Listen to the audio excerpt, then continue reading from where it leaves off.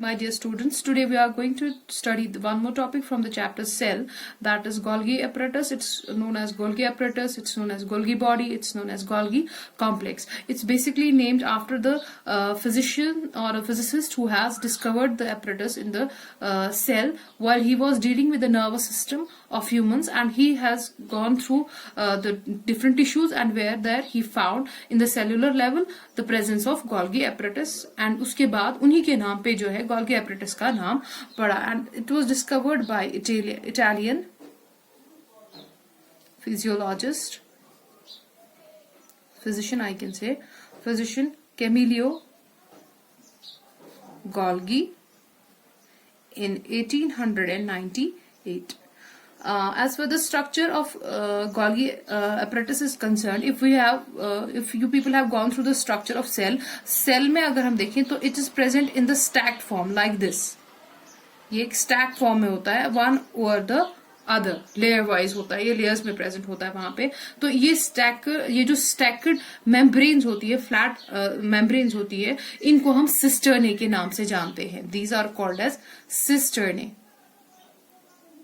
Cisternae is nothing, it's a flattened membrane.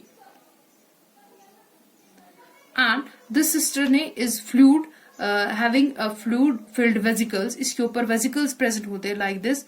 जो sacs होते हैं, छोटे छोटे sacs होते हैं, ये भी membrane bound compartments जैसे होते हैं, मान लो rooms जैसे इसके अंदर present होते हैं, membrane bound होते हैं, spherical in shape होते हैं, जिनके अंदर जो है proteinaceous fluid present होता है vesicles के अंदर, filled with proteinaceous fluid.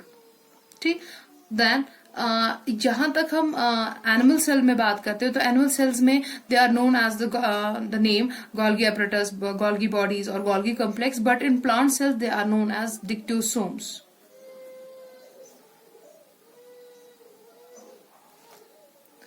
Dictyosomes.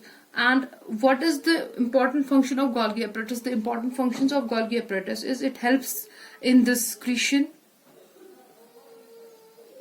packaging, and dispatchment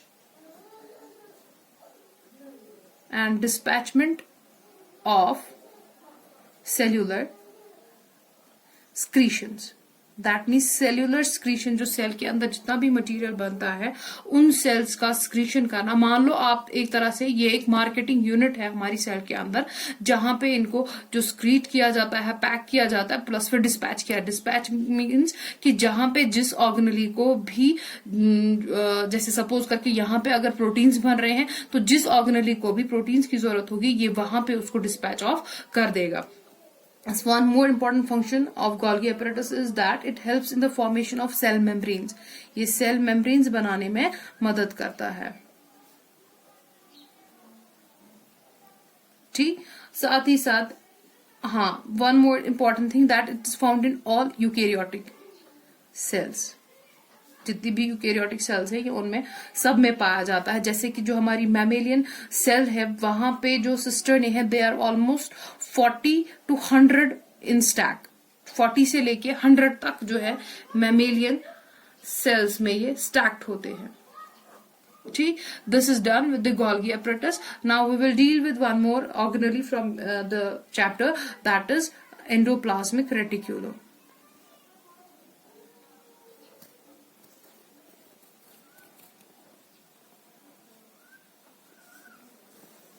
और we known as ER as well. Endoplasmic reticulum की जब हम बात करते हैं, endoplasmic reticulum was discovered by Potter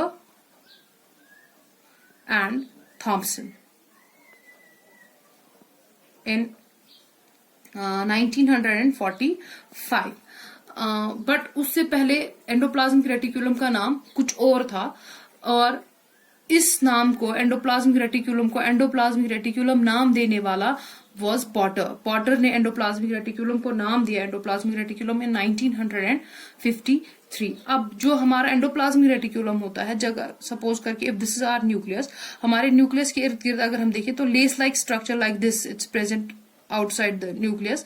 This lace like structure is endoplasmic reticulum. अब हमारे पास जो एंडोप्लाज्मिक रेटिकुलम होती है ये इरेगुलर नेटवर्क जो है सेलुलर मेम्ब्रेन का होता है और इसके अंदर भी जो है प्रोटीनेशियस फ्लूइड जो है वो प्रेजेंट होता है. There is also fluid present like Golgi apparatus में हमने देखा था, वहां पे भी वेसिकल्स के अंदर फ्लूइड प्रेजेंट था. तो यहाँ पे भी इन मेम्ब्रेन्स के अंदर भी फ्लूइड प्रेजेंट होता है जो मोस्टली प्रोटीनेशियस ही होता है नेचर में. यहाँ पे एंडोप्लाज्मिक रेटिकुलम जब हम देखते हैं तो वहां पे हम sometimes we draw it few of the membranes with the dot like structures and few of its membranes like plane. What does this mean कि जो हमारी एंडोप्लाज्मिक रेटिकुलम होती है it's of two types. ER is of two types. One is smooth and one is rough. Smooth endoplasmic reticulum means वो endoplasmic reticulum जिसके ऊपर ribosomes present नहीं होते हैं. No ribosomes are present. तभी हम एक वाली साइड जो होती है वो प्लेन बनाते हैं और कुछ पे हम डॉट्स बनाते हैं और वो डॉट्स क्या होते हैं, वो राइबोसोम्स होते हैं. तो नो राइबोसोम, जबकि रफ पे जो होती है राइबोसोम्स प्रेजेंट होते हैं. They are basically a proteinaceous bodies present over the this R endoplasmic reticulum. अब जहां तक हम स्मूथ और रफ एंडोप्लाज्मिक रेटिकुलम की बात करते हैं, smooth endoplasmic reticulum helps in the making of fats and lipids, while as rough endoplasmic reticulum is helping in making of proteins. As it has ribosomes on it, तो simply it means कि ये हमें proteins बनाने में मदद करता है. साथ ही साथ स्मूथ एंडोप्लाज्मिक रेटिकुलम जो है हमारा वो डिटॉक्सिफिकेशन करने में मदद करता है. डिटॉक्सिफिकेशन मीन्स कि जो टॉक्सिक मटेरियल्स सेल में बन रहे हैं उनको डिटॉक्सिफाई करता है, वहां पे उनको बनने नहीं देता है. साथ ही साथ अगर हम हमारे एंडोप्लाज्मिक रेटिकुलम की बात करें, एक और इम्पॉर्टेंट फंक्शन की बात करें, वो ये कि जो हमारा एंडोप्लाज्मिक रेटिकुलम है, मान लो it forms the skeletal of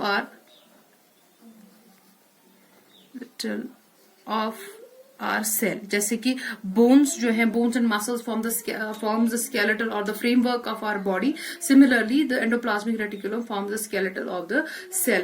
and one more important thing that you must know that in mature RBCs and sperms, the male gamete and the RBCs, वहां पे endoplasmic reticulum is not present. So this is all done with the your cell, and this is done with the Golgi apparatus as well as with the endoplasmic reticulum. Thanks for watching.